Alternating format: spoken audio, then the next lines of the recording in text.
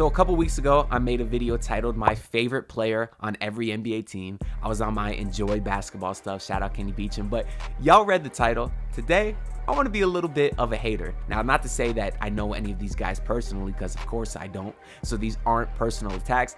I just think that hating is part of the sports experience. Having heroes and villains is kind of what makes it fun. So starting with the Atlanta Hawks, we got a random one. It's Garrison Matthews. Now, I've hated this man ever since back when I was in college. He went to Lipscomb University the same time I went to FGCU. They were ASUN conference rivals, and it was one year. It's pretty much the team's best year for FGCU. When I went to school there, they made it all the way to the ASUN conference championship. Winner gets into the March Madness bracket. And FGCU had the better roster. We had Brandon Goodwin, who spent some time in the NBA as well. But this game, Garrison Matthews decided that all of a sudden he wanted to turn into prime Steph Curry. Dropped probably close to 40 points. It felt like he dropped like 75, and he went off. And they were up by like 30 in that game. FGCU nearly made a comeback, but they beat us. And ever since that day, I did not like Garrison Matthews. And I thought that's the last I would ever see of him. But lo and behold, he gets a shot in the NBA, and then he joins the Washington Wizards, where he becomes a random scrub heat killer, near Hall of Famer. If y'all don't know what a random scrub heat killer is, it's exactly in the name. It's someone you don't expect to go off against the Heat, but he does for some reason. There's a few of them. They'll be in this list, but he's one of them. If y'all are Heat fans, y'all know that he's killed Miami several times with the Wizards. Even had one game with the Rockets where he did it too. And for that reason, I'm salty. And I do not like you, Garrison Matthews, for that reason. Moving on, Boston Celtics, obvious one, Derek White. Aside from this guy also being a Heat killer, I don't want to say scrub because he is a decent player. It all goes to that Game 6 game winner he had in the playoffs last year, which is truly one of the worst days of my life. I've told the story of that before, but basically you got all the emotion. You come back because the Heat were down in that game. You come back. Jimmy has his redemption on Al Horford. I'm almost brought to tears because of how beautiful it is. And then in just a second, with the Derek White putback, all my emotions are gone, and I'm staring at the TV with a blank face, stone cold. And Derek White did that to me. And crazy part is I was on vacation in New Mexico, and before that, one of my friends texted me, "Have a nice trip." And as a joke, I texted him, like in the morning, the day before the game. As a joke, I said, "There's only one person that can ruin this trip, and his name rhymes with Barrick Tight or something." I was just making a stupid joke. Now, why did I pick Derek White? I could have said Jason Tatum. I could have said Jaylen Brown. I could have said anyone, but I had a feeling Derek White was going to screw my trip. And sure enough, I was foreshadowing because he did. He didn't ruin the trip, but obviously that game was rough for Heat fans. But anyways, moving on. The Brooklyn Nets, truthfully, nobody that I really dislike on this team. I picked Nick Claxton just because some people say that he's better than Bam Adebayo, and he's not. Not even defensively. On to the Charlotte Hornets. I actually do like PJ Washington, but I kind of lost a little bit of respect with the whole Brittany Reiner situation. Basically, there was this IG thought that he thought loved him, and she basically, extorted him for a bunch of money, stole a bunch of money. I don't know if she got pregnant or what the deal, but PJ Washington kind of, wanted people to pity him. And truthfully, I just don't know how you could fall for something like that. I get it that these IG thoughts could be convincing, but come on, bro. You got to be better than that. You can't fall for these hoes, bro. But anyways, he seems like a nice kid. He's a great player, and I think he would fit pretty good on the Heat as well. Moving on to the Bulls, we got Alex Caruso. Honestly, I hated him since the 2020 finals when he was with the Lakers and flopping all over the place. But outside of that, he's a very good player. Great defender. I would like him on the Heat as well. Cavs, another random one, Sam Merrill, and the reason is very, very petty. The only reason I picked him is because I remember back in 2021 playoffs when the Bucks swept the Miami Heat. I think it was game 2, the Heat lost by like 30 points. And into the garbage time checks in Sam Merrill, and he just hit a 3. And I was mad because obviously the Heat were getting blown out at that point. And I said, now even this dude is hitting shots. And it was literally just like 1-3. So for that reason, I picked Sam Merrill. The Dallas Mavericks. Now, this guy may be a lot of people's favorite player, and he also may be a lot of other people's most hated player. It's Kyrie Irving, one of 4 guys that I truly, genuinely dislike in the league. We'll obviously get to them later in this video, but Kyrie's the first one. Honestly, I just think he's a drama queen. I think that every team he leaves gets better. I think he cries and throws a tantrum to be in a situation, and then when he's not happy, he instead of trying to work through, the first thing he does is ask out. And outside of that, there's obviously all the off-the-court stuff, which I don't even want to get into because I don't understand all of it. But a lot of times it just comes across like he's asking for attention. So for that reason, I got Kyrie Irving. Aaron Gordon. This goes back to the dunk contest when D-Wade gave the man a 9. Rightfully so, Aaron Gordon. You say you're going to jump over Taco Fall, and instead your nuts clap the back of his head. You didn't jump over him. That dunk was not a 10. Now, I understand Taco Fall is like 7'6", so even getting that high above him, it's a great dunk, but it's a 9. It's not a 10. Derrick Jones Jr. deserved to win that dunk contest, and all this man did was cry after that. It seemed like the most important priority in his life was winning the dunk contest at the time, because that's all he talked about. He even made a terrible diss track about D-Wade because D-Wade gave him 9. I thought that was kind of a loser look, but hey, who am I to talk? His team literally beat mine to win the NBA championship. Moving on to the Pistons, Joe Harris. I have nothing against the man other than the fact that he set the market for white shooters, and because of that, Duncan Robinson got overpaid, and I do not like that contract. The Golden State Warriors, Draymond Green, he's going to be on a lot of people's lists. To be honest, I kind of like him at times. I think his podcast is very funny. I love how open and real he is, but I can't get past the nut shots, especially when you're kicking Steven Adams down there, because he's one of the most nicest and likable guys in the league. So if you do that, I can't look past that, Draymond. Another popular one, Dylan Brooks. Same reason as most people, but I kind of don't really have a lot of respect for him as a man. I had no problem with all that talking he's doing to LeBron and stuff. Now, I thought it was stupid at the time because you don't want to wake a sleeping dog. You don't do that to LeBron. But then when LeBron inevitably does go off, like he did against the Memphis Grizzlies, then don't hide your face and not show up to the press conference. You were so big talk before the game, but then when you make it look stupid, you can't answer for yourself. I don't really respect it as a man. So for that reason, I put Dylan Brooks. Daniel Tice, Indiana Pacers. I remember back when he was in Boston, some stupid reporter said that him and Bam Adebayo was a wash. It's obviously a dumb thing. Bam Adebayo was the best player in the 2020 Eastern Conference Finals.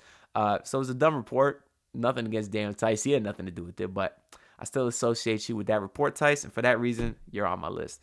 Moving on to the Clippers, this is the second guy in the league that I genuinely do not like.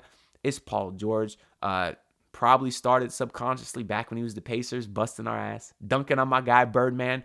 But I really started not to like him when he went to the Clippers, went in the bubble, called himself Playoff P, gave himself a nickname. Actually, I think he might have did that when he was with the Thunder. He called himself Playoff P, and then he sucked. So number one, you don't give yourself your own nickname. That's corny. And two, you got to live up to it. He is a habitual playoff choker, and I just think I think he's overrated. That's really what it comes down to. I don't like Paul George, and I don't want him anywhere near the Miami Heat. Anthony Davis, kind of put him on here just because I think he's overrated as well. Obviously, when healthy, he's a great player, but even then, when he was within New Orleans, he was never winning anything. And also, I'm salty because in the 2020 Finals versus Miami, he decided he wanted to be a three-point shooter all of a sudden, and then couldn't hit a three after that. So I'm salty. Marcus Smart, Memphis Grizzlies, biggest flopper in the league. You claim you're so tough. You won the fraudulent defensive player of the year, and you think you're so strong and stuff, but then you also flop every 5 seconds you're out there. I don't have a lot of respect for that either, which is why I hate to say it for my favorite team, Kyle Lowry. Now, Kyle Lowry has obviously underperformed relative to his contract. I'll be nice because this is my team. But I didn't like him before he was on Miami because of all the flopping. And he didn't take it down a notch when he came here. Now, as a Heat fan, of course, I enjoy when he gets calls, but it's still annoying to watch. I hate seeing him complain to the refs every 10 seconds. I hate seeing him barely get touched, fall down, and then they don't call foul. Now the opposing team gets an easy layup because he's on the ground trying to call a foul. I don't like flopping. I know they finally started that rule. They might start to penalize guys. I hope they enforce it. I'll leave it at that. Grayson Allen, gonna be an obvious one. Obviously, the Milwaukee Bucks here. Back in college, he was tripping people. He has some dirty moments in the NBA as well. I don't respect that. I don't like dirty players. Everybody's out there's got a family to feed, and they're all just out there trying to make a living. Don't hurt people. Moving on, my most hated player in the league, of course, number 3 of the 4 guys that I genuinely dislike, Rudy Gobert. Now, I've been on the Rudy Gobert hate wagon for years, way before it became cool to hate Rudy Gobert, because I think most people don't like him now. My hate for Gobert started all the way back when Hassan Whiteside was on the Heat, and this man had a tweet out there saying something like, "What good are your stats if you don't win?" Something like that. And then Evan Fournier responded saying, "Are you talking about Belanco?" Something, talking about Whiteside. And basically, Rudy Gobert was talking trash about my dog Hassan Whiteside online. And I don't like that. And then you watch this Gobert man play. He's a terrible basketball player. Offensively, we know. I don't got to explain it.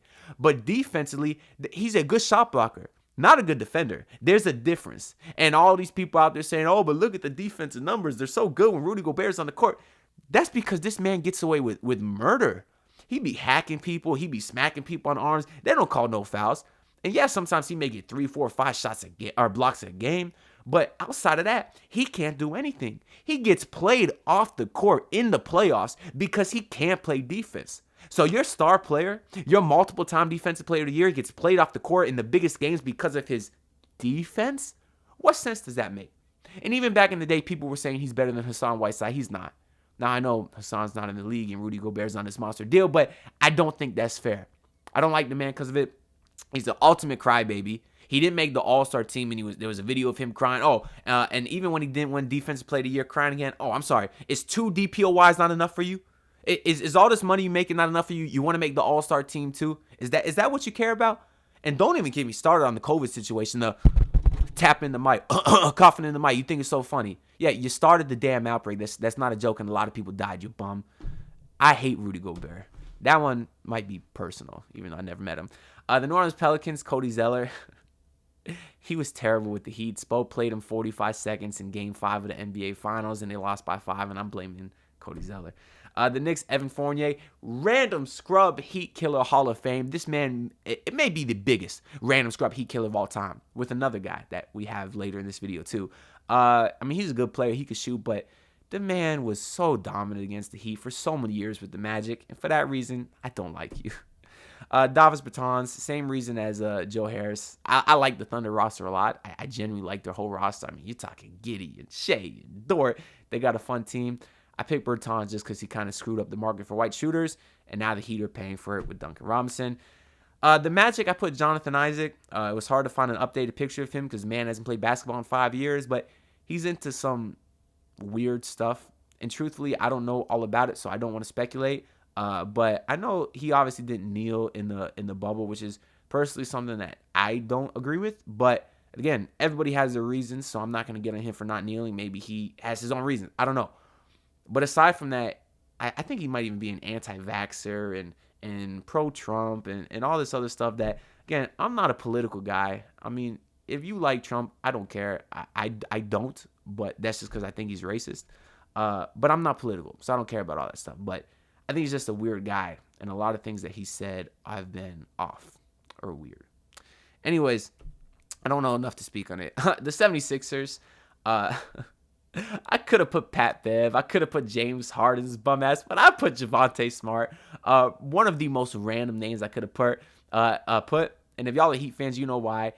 He was obviously on our summer league team for multiple years, I believe. And the dude is a straight up inefficient shot chucker, and I hate him as a player. We had Max Strus out there. I'm saying if feed Strus the ball, the man's on fire. But no, here's Javonte Smart. Three, brick. I don't like Javonte Smart. I don't know how he's in the league. Moving on to the final guy in the league that I genuinely dislike. This is number 4, Devin Booker. I truthfully think he's one of the most overrated players in the entire league. His teams always sucked before Chris Paul got there. He was always a big numbers, bad team guy. And then there was that one game he scored 70 points, and they were gunning for it in a loss. I don't like that. That game wasn't even close, and they kept intentionally fouling the Boston Celtics just so the Suns can get the ball back, and Devin Booker scored 70. And ever since that day, that's when I lost respect for the man. You telling me that he cared way more about it? It's obvious he cared more about his stats than winning the game. Because after the game, they did the Wilt Chamberlain pick. He held up a piece of paper that says 70, and they took a pic, and they're all smiling. I don't like that. That's why I love Jimmy Butler. You think if Jimmy Butler scored 100 points and they lost, you think Jimmy would be smiling? No. He would not be happy because he cares about winning. Devin Booker doesn't. And then he preaches about all this Mamba mentality, but then they go play pickup and he's complaining about getting double teamed. He said, let's work on our games. You dumbass bum. You don't get double teamed in the game. That is you working on your game. And if y'all didn't see, there was that famous clip where he was getting double teamed. I think Joakim Noah came to help. It was in some offseason pickup game. And Book is crying, oh, stop double teaming me. I'm trying to score. Yo, bum. He said, let's work on our games. It's part of the game. There was that time in Toronto too. D-Book was at the free throw line, and the Raptors mascot was cheering or dancing behind the basket, and D-Book snitched. He called the officials, said, "Hey, get that mascot out of here. He's distracting me." You think that's Mamba mentality? You think Kobe Bryant would ever tell a mascot to go sit down because he's distracted at the free throw line? No, Kobe would have switched the free throw with his eyes closed and then held his middle finger up to the mascot and said, "Do better." You don't have Mamba mentality, Devin Booker. You're a bum. Moving on. Nasir Little of the Portland Trailblazers. I don't have nothing against him personally. I just remember coming out of the draft, he was pretty highly touted from North Carolina. He was very, very big prospect in college. But truthfully, I just never really wasn't high on him. I didn't really like the mechanics on his jump shot. I didn't think it would translate. It kind of hasn't. And he's just been kind of below par in this league, and I just kind of felt that way about him since high school, but nothing personal. Malik Monk, the other guy that with Evan Fournier is in the running for random scrub Heat Killer Hall of Famer with the Charlotte Hornets and then with the Lakers. Multiple games against the Heat where he scored like 30+, unstoppable. But he's a good player, and I'm just salty that he kills my team. I kind of wanted to put Alex Len for this one too because him and Whiteside had a big fight back in the day, but Whiteside bust his ass. Whiteside dunked on Alex Len and then tackled him. I don't know if y'all Heat fans remember that, but ever since that day, I don't like Alex Len because you mess with my boy. Campaign for the San Antonio Spurs. I don't have nothing against anyone on the roster. I just thought Campaign was actually going to be really good coming out of Murray State, and then he kind of hasn't been great. I mean, he turned his career around in Phoenix, but I was wrong about him coming out of the draft. So for that reason, I put him on my list. The Toronto Raptors, Chris Boucher. He's a good player, but nothing frustrates me more than when he hits a three against my team, which he can shoot, so he does it often. But when you see a man with form as ugly as this start hitting threes against your team, it's annoying. Moving on, Kelly Olynyk. A lot of Heat fans love the man. I can't say the same. Now, he seems like an amazing guy for all intents and purposes. And he had his moments on the Heat where he was great. And I got very hype. And he was, he dropped someone one time, had some great games versus Milwaukee. I don't necessarily hate him, but he was very frustrating at times to watch because he was so slow. And the Heat used to run a lot of zone. And the ball would move on the offensive side. And obviously in the zone, you got to rotate a little bit. And he was so slow rotating out to guys in the corner. They'd give up open threes. I remember in the finals, Markieff Morris kept getting a ton of threes, and it really bothered me. Not to mention Kelly Olynyk's shot selection was wild at times. The man could be wide open from three, but he was fading to the side while shooting it. He never set his feet. I don't know why. And for that reason, I found him to be a frustrating player. And finally, last but not least, we got another random scrub Heat killer, Landry Shamet. He's killed the Heat on multiple occasions, whether with the Suns or with the Clippers, and he's lit us up many times, so I'm salty. But that's all I got for this video. Again, no personal shots at any of these guys, even though it really may have came across like that, but I've never met them. They could be the coolest person in the world, and hey, I'm just a guy talking to myself in my bedroom, so I actually acknowledge that. But that's all I got for this video. Make sure y'all comment down below and let me know what you think. And leave a like if you enjoyed. Help get this video out to other people. I'm trying to expand my horizons just beyond Miami Heat to try to grow the channel. So I hope y'all enjoyed. But I'll see y'all next time. Peace out. I think my watch is broke, and it really is a shame, cause for the last couple weeks it been stuck on Dame. Like, highest bidder will come get ya and break Twitter if must didn't. Go figure, think bigger. You wish you could say the word all-star, but you're not.